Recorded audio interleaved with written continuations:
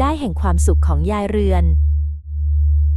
ยายเรือนตื่นแต่เช้าตรู่ทุกวันแสงอาทิตย์ยังไม่ทันสาดส่องเข้ามาในห้อง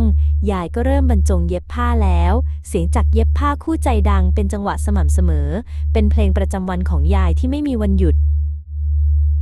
ไม่ว่าจะเป็นชุดผ้าไหมลายวิจิตรสำหรับงานบุญเสื้อเชิ้ตขาดวิ่นที่ต้องการการประชุนอย่างประณีตหรือชุดนักเรียนที่ต้องเร่งทำให้ทันวันเปิดเทอมยายเรือนก็รับหมดทุกงานด้วยความตั้งใจและฝีมืออันเป็นที่เลื่องลือ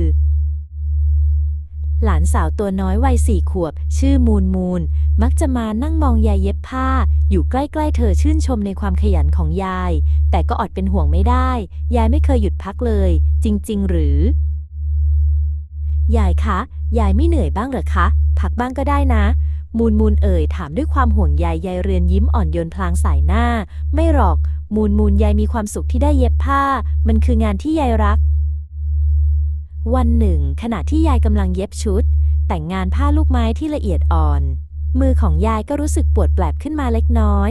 ยายขยับมือเบาๆแล้วคิดว่าคงเป็นเพราะนั่งนานไปหน่อยจึงไม่ได้ใส่ใจอะไรมากนักอาการปวดเริ่มมาบ่อยขึ้นและชัดเจนขึ้นมูนเองก็สังเกตเห็นว่ายายมักจะนวดข้อมืออยู่บ่อยๆหรือบางครั้งก็ถอนหายใจเบาๆขณะเย็บผ้า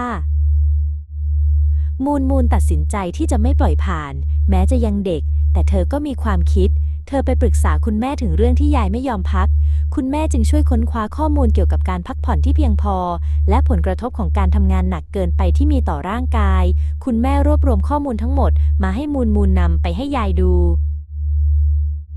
ยายเรือนรับฟังด้วยความตั้งใจแม้ตอนแรกจะยังไม่ค่อยเห็นด้วยนักแต่เมื่อมูนตัวน้อยพยายามอธิบายถึงความสำคัญของการดูแลตัวเองและคุณแม่ของมูนช่วยเสริมถึงผลลัพธ์ที่อาจเกิดขึ้นหากไม่ยอมพักยายก็เริ่มคิดตาม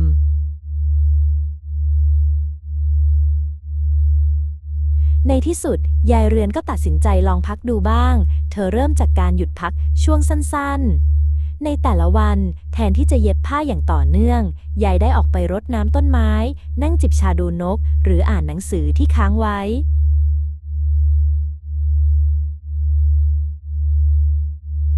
ยายพบว่าเมื่อได้พักผ่อนร่างกายก็สดชื่นขึ้นจิตใจก็ปลอดโปร่งขึ้นฝีมือการเย็บผ้าก็ยังคงประณีตเหมือนเดิม